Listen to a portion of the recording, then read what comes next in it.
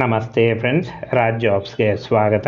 ನೋಡಿ, ಸರ್ಕಾರಿ ಉದ್ಯೋಗಗಳು ನೋಡಿ, ಸರ್ಕಾರಿ ಉದ್ಯೋಗಗಳಾಗಿರ್ತವೆ, ಹಾಗೆ ಕಾಯಂ ಉದ್ಯೋಗಗಳಾಗಿರ್ತವೆ. ಈ ಒಂದು ಹುದ್ದೆಗಳು ಸಂಪೂರ್ಣವಾಗಿ ಸರ್ಕಾರಿ ಉದ್ಯೋಗಗಳು ಮತ್ತು ಕಾಯಂ ಉದ್ಯೋಗಗಳಾಗಿರ್ತವೆ. ಈ ಒಂದು ಹುದ್ದೆಗಳಿಗೆ ಬೋತ್ ಮೇಲ್ ಆ್ಯಂಡ್ ಫಿಮೇಲ್, ಪುರುಷ ಮತ್ತು ಮಹಿಳಾ ಅಭ್ಯರ್ಥಿಗಳು ಕರ್ನಾಟಕದ ಯಾವುದೇ ಜಿಲ್ಲೆಯಿಂದ, ಎನಿ ಡಿಸ್ಟಿಕ್ಕಿಂದ ಕೂಡ ನೀವು ಅರ್ಜಿಗಳನ್ನು ಸಲ್ಲಿಸಬಹುದು. ಸಂಪೂರ್ಣವಾಗಿ ಕಾಯಂ ಉದ್ಯೋಗಗಳಾಗಿರ್ತವೆ. ನೋಡಿ, ಈ ಒಂದು ಹುದ್ದೆಗಳಿಗೆ SLC ಮತ್ತು PUC ಹಾಗೂ ITI ಆದಂಥ ಅಭ್ಯರ್ಥಿಗಳಿಂದ ಅರ್ಜಿಗಳನ್ನು ಆಹ್ವಾನಿಸಲಾಗಿದೆ. ಈ ಒಂದು ಹುದ್ದೆಯ ಬಗ್ಗೆ ಸಂಪೂರ್ಣ ಮಾಹಿತಿಯನ್ನು ತಿಳಿಸ್ಕೊಡ್ತೀನಿ. ವಿಡಿಯೋನ ಕೊನೆವರೆಗೆ ನೋಡಿ. ನೋಡಿ, ಭಾರತೀಯ ಬಾಹ್ಯಾಕಾಶ ಸಂಶೋಧನಾ ಸಂಸ್ಥೆ ನ್ಯಾಷನಲ್ ರಿಮೋಟ್ ಸೆನ್ಸಿಂಗ್ ಸೆಂಟರ್ನಿಂದ ನೇಮಕಾತಿ ಇರುತ್ತೆ. ನೋಡಿ, ಸಂಪೂರ್ಣವಾಗಿ ಕಾಯಂ ಉದ್ಯೋಗಗಳಾಗಿರ್ತವೆ. ತಂತ್ರಜ್ಞ B ಉದ್ಯೋಗಗಳಿಗೆ ನೇಮಕಾತಿ ಇರುತ್ತೆ. ಒಟ್ಟು ಪೋಸ್ಟ್ಗಳ ಸಂಖ್ಯೆ ಇಲಾಖೆಯಲ್ಲಿ 54 ಹುದ್ದೆಗಳಿದ್ದಾವೆ. ಅರ್ಜಿ ಸಲ್ಲಿಕೆ ಆಲ್ರೆಡಿ ಶುರುವಾಗಿದೆ. ನೋಡಿ, ಅರ್ಜಿ ಸಲ್ಲಿಕೆ ಸ್ಟಾರ್ಟ್ ಆಗಿದೆ ಆಲ್ರೆಡಿ. ಹಾಗೆ ಇನ್ನು ಕ್ಲೋಸ್ ಆಗೋದು 31 ಡಿಸೆಂಬರ್ 2023. ಈ ಒಂದು 31 ಡಿಸೆಂಬರ್ 2023 ನೀವು ಆನ್ಲೈನ್ ಮೂಲಕ ಅಫಿಷಿಯಲ್ ವೆಬ್ಸೈಟಿಗೆ ಹೋಗಿ ಅರ್ಜಿಗಳನ್ನು ಸಲ್ಲಿಸಬಹುದಾಗಿರುತ್ತೆ. ಇನ್ನು ಅಪ್ಲಿಕೇಶನ್ ಮೋಡು ಆನ್ಲೈನ್ ಮೋಡ್ ಮೂಲಕ ಇರುತ್ತೆ. ಸಂಪೂರ್ಣವಾಗಿ ಕೇಂದ್ರ ಸರ್ಕಾರಿ ಉದ್ಯೋಗಗಳು.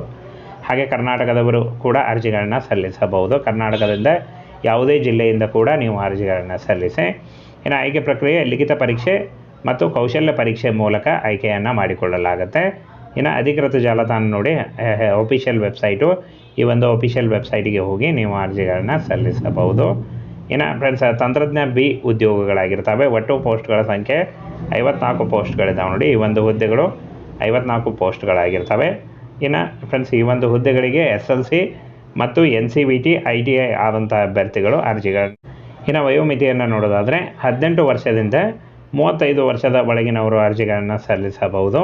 OBC ಅಭ್ಯರ್ಥಿಗಳಿಗೆ 3 ವರ್ಷ ಮತ್ತು SC/ST ಅಭ್ಯರ್ಥಿಗಳಿಗೆ 5 ವರ್ಷಗಳ ವಯೋಮಿತಿ ಸಡಿಲಿಕೆ ಕೂಡ ಇರುತ್ತೆ.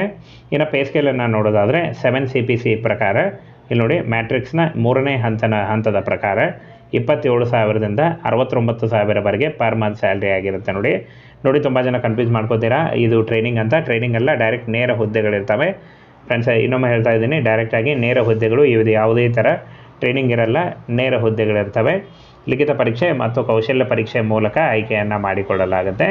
ಇನ್ನು ಅರ್ಜಿ ಶುಲ್ಕವನ್ನು ನೋಡೋದಾದರೆ 100 ರೂಪಾಯಿ ಅರ್ಜಿ ಶುಲ್ಕ ಇರುತ್ತೆ. ಎಲ್ಲ ಅಭ್ಯರ್ಥಿಗಳಿಗೂ ಕೂಡ 100 ರೂಪಾಯಿ ಅರ್ಜಿ ಶುಲ್ಕ ಇರುತ್ತೆ.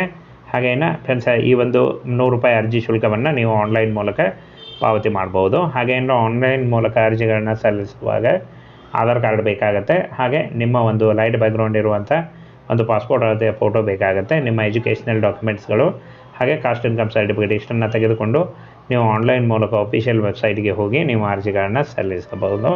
ಯಾವುದೇ ರೀತಿಯ ನೋಡಿ, ನೇರ ಉದ್ಯೋಗಗಳಾಗಿರ್ತವೆ. ಯಾವುದೇ ರೀತಿಯ ಟ್ರೈನಿಂಗ್ ಇರಲ್ಲ. ತುಂಬ ಜನ ಕನ್ಫ್ಯೂಸ್ ಮಾಡಿ ಇದನ್ನು ಮಾಡ್ತೀರಾ, ಕಮೆಂಟ್ ಮಾಡ್ತಾ ಇರ್ತೀರ. ಹಾಗಾಗಿ ಹೇಳ್ತಾ ಇದ್ದೀನಿ, ಯಾವುದೇ ರೀತಿಯ ಇದು ಟ್ರೈನಿಂಗ್ ಅಲ್ಲ, ನೇರ ಉದ್ಯೋಗಗಳಿರ್ತವೆ, ಡೈರೆಕ್ಟ್ ಉದ್ಯೋಗಗಳು. SLC ITI ಮತ್ತು ಡಿಗ್ರಿ ಆದಂಥ ಅಭ್ಯರ್ಥಿಗಳು ಅರ್ಜಿಗಳನ್ನು ಸಲ್ಲಿಸಬಹುದು.